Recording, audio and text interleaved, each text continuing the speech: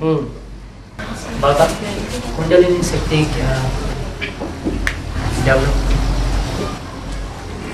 सांप होता है ना, लंबा लंबा होता है?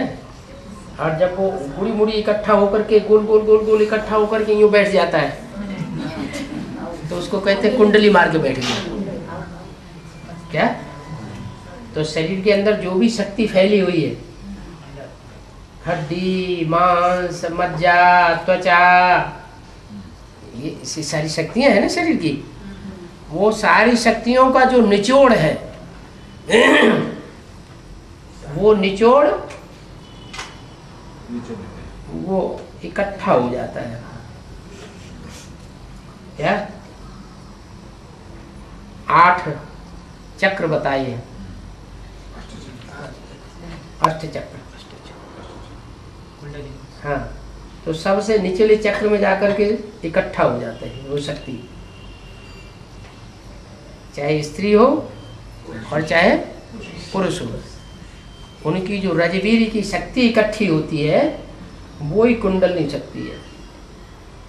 जब हम लगातार मस्तक में आत्मा को या सुप्रीम सोल जो आत्मा से भी ऊपर वाला है उसको हम याद करते हैं, तो सारे शरीर की शक्ति याद बल के द्वारा वो ऊपर चढ़ती है। और कोई तरीका नहीं है। क्या?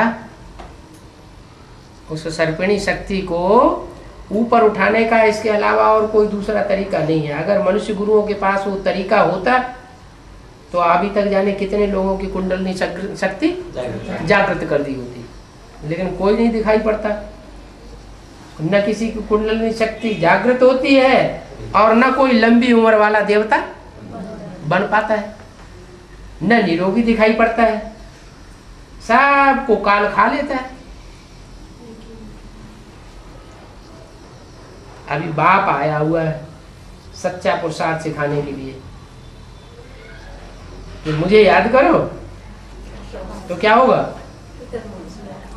तो काम विकार पर तुम जीत पाए लेंगे और तुम्हारी कुंडलिनी शक्ति जागृत होकर ऊपर उठ जाएगी। तो किसको याद करो? उसको याद करो जो कामदेव को भस्म करने वाला है। उसको याद करेंगे तो तुम्हारा भी